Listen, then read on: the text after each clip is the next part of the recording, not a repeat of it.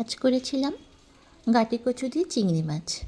গাঁটি কচুটা একটু সিদ্ধ করে নিয়েছিলাম, আবারও মাঝে মধ্যে কখনো এমনি গাঁটি কচু কেটে তারপরে রান্না করি। তো আজকে আমি একটু গাঁটি কচুটা সিদ্ধ করে নিয়েছিলাম। আর গাঁটি কচুর মধ্যে চিংড়ি মাছ পড়লে তার স্বাদটা এমনিই বেড়ে যাবে।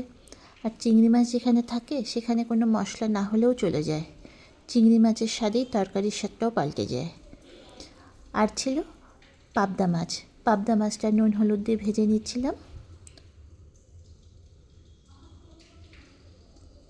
একদিকে পাবদা মাছটা করে নিলাম, সবার শেষে একটু ধনেপাতা দিয়েছিলাম। এই শীতকালে এখন ধনেপাতা দিলে একটু স্বাদটাও ভালো লাগে খেতে। আর গাঁটি কচুটা করলাম, কোনো মশলা দিইনি, নুন হলুদ আর প্লেন কাঁচা লঙ্কা চিড়ে গাঁটি কচু দিয়ে চিংড়ি মাছটা করেছিলাম। আমার ভিডিওটা এখানেই শেষ করছি, আবার একটা ভিডিও নিয়ে চলে আসবো বন্ধু।